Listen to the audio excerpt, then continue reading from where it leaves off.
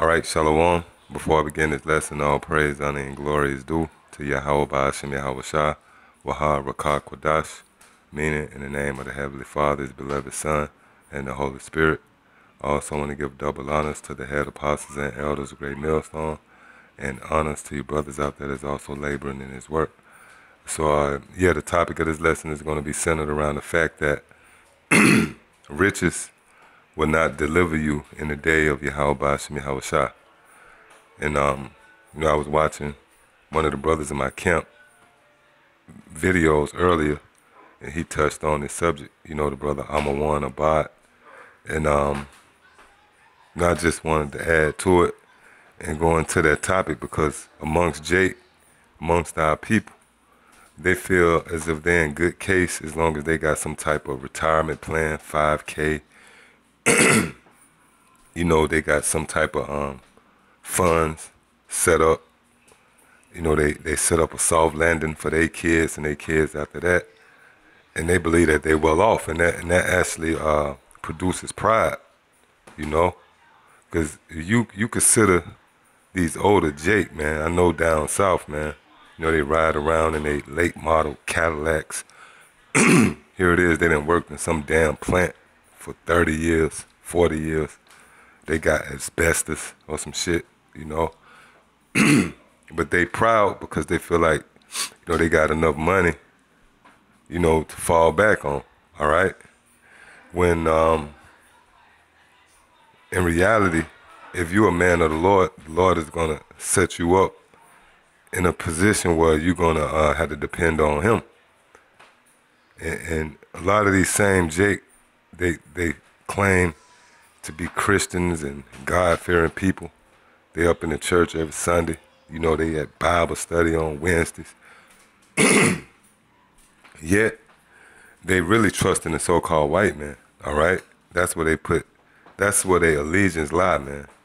In the uncertain riches that come along with America, all right? Matter of fact, since I quoted that, let me get that real quick. I believe there's, let me make sure.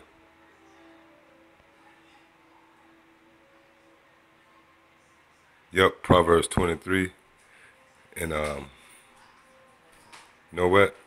I started the third verse. It says, "Be not desirous of his dainties, for they are deceitful meat." Yeah, and this is dealing with Esau, the so-called white man. And his dainties, which is deceitful meat, is symbolic to his money. Now, we all know that money is a defense, but you shouldn't desire it, all right? Because once you're in the position where you're desiring this money, then you actually putting your trust into it, all right?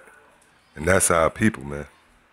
They feel as if as long as they got a little money, these FRNs, then they're in good case. You really can't tell them that, man, all right? Verse 4, "Labor not to be rich, cease from thine own wisdom." Yeah, and that's what our people do, all right? Especially the older, the older ones amongst our people, man. You hear their story. They done worked and bust their ass 40 years, man. Just to have a house and a couple of cars. And they still paying the mortgage, paying property taxes. They labor to be rich. And that is passed down to their children and their children's children. They trust in being a damn slave, man, for Esau. All right? But they do it with the intentions of becoming rich so they could be more settled and acclimated to this wicked-ass society, man.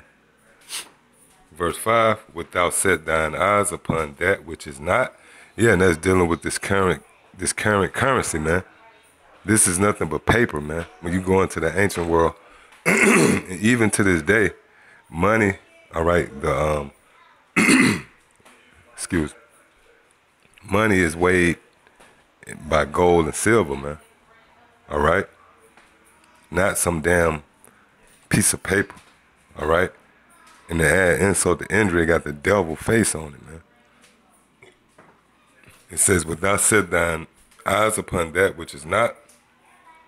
For riches certainly make themselves wings, They fly away as an eagle toward heaven.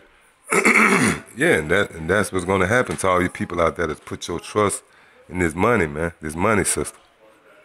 And again, I emphasize you older Jakes out there, man. You know, these old sugar daddy niggas, man. All right, they got a little money, you know. They didn't work their ass off. Now they got a little retirement plan set up. And you can't tell them nothing, man. And really that's Jake overall. Because, you know, you can get on Jake, you can bring out scriptures. Then when all else fails, they'll say, hey, get a job. You know, I'm good. So it shows you how they actually trust in these riches. But Yahweh Shem Yahushua is going to bring his destruction. And in that day, your riches is not going to benefit you, man. It's not going to deliver you from the times that's coming, all right? So with that, let me start off in the book of Luke, 12th chapter, and the 16th verse. And he spake a parable unto them, saying, the ground of a certain rich man brought forth plentifully. And he thought within himself, saying, what shall I do, because I have no room where to bestow my fruits? And he said, this will I do. I will pour down my barns and build greater, and there will I bestow all my fruits and my goods. And I will say to my soul, soul, thou hast much goods laid up for many years. Take thine ease, eat, drink, and be merry. Yeah, and that's the mentality of the average Jake here, man. The older Jakes, you Jakes that made it, so-called made it, whether it's in the sports world, entertainment. You feel as if you set. You could just fall back, eat, drink, and be merry because you trust in the money that's in your account, man. All right? But let's see what Yahushua had to say about this. Verse 20. But the Most High said unto him, thou fool, this night thy soul shall be required of thee. Then whose shall those things be which thou hast provided? So is he that layeth up treasure for himself and is not rich towards the Most High. Right. So is he who has laid up treasures, you know, and he is not rich toward the Most High. That's the fate of all you people out there, man. The Lord is going to actually require your soul one day, man. And your riches can do nothing, you know. And we see this, like with Prince, Red Fox, all these different guys amongst Israel, you know, who so-called made it, but they died and they had to leave all their resources to somebody else, man.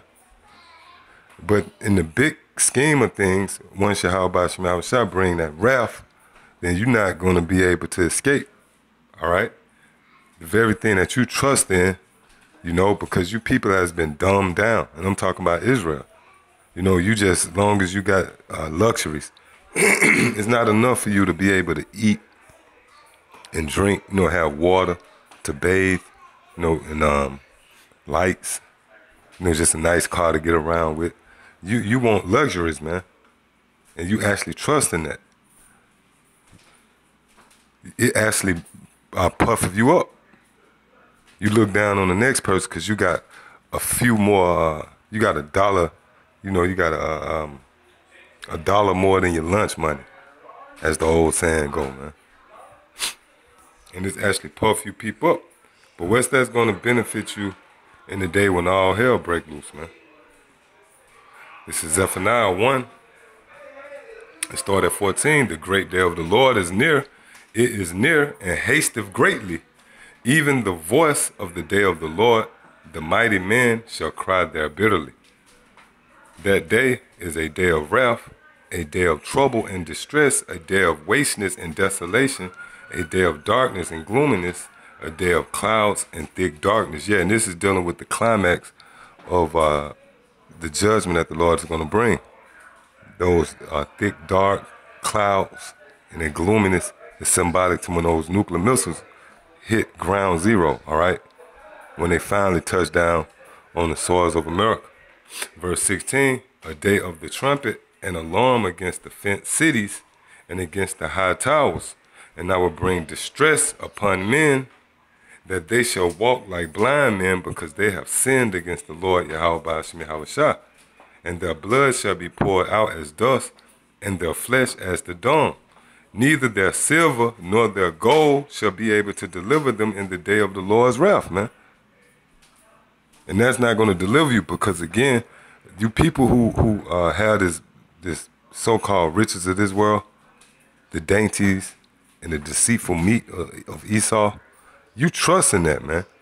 You really believe that that's your power source. You have given a certain reverence to your money, man.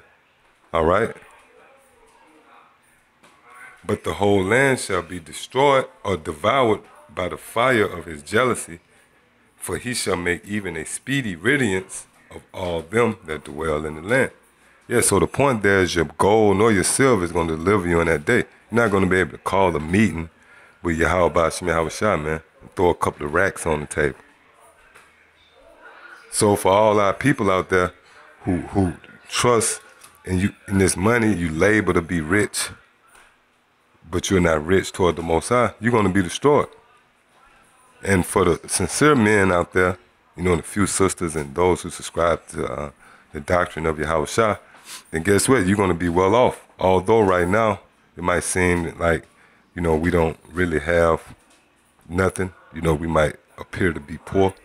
But guess what? As long as we can eat, you know, drink, we got raiment, clothes, food, and a roof over our head, that's all we can ask for. Matter of fact, let me get that in Proverbs, the 30th chapter. And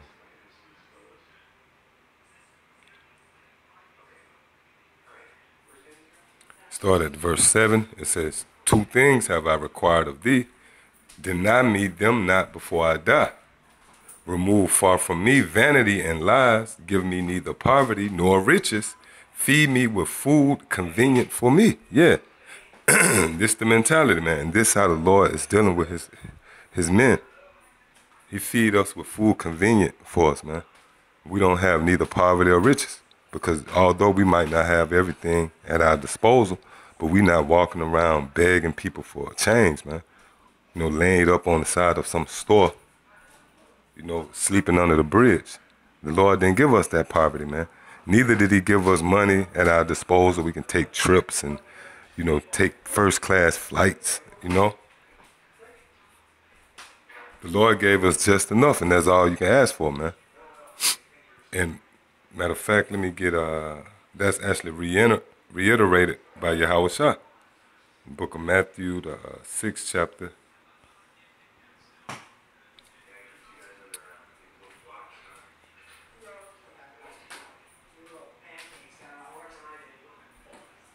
And start at the 9th verse. It says, after this manner, therefore, pray ye, our Father which art in heaven, hallowed be thy name.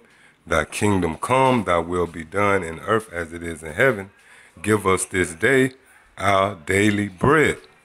Yeah, and that's all you need, man, is your daily bread. Because you can't add a cubit to your stature by worrying about tomorrow or either the past.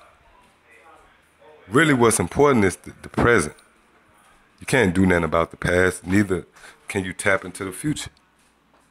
All right? You don't know what lies ahead in the future. The only thing you basically can control is today.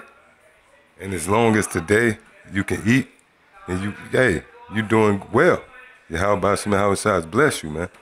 So yeah, I just wanted to go into that, Lord willing, it was edifying. Till the next time I say shalom.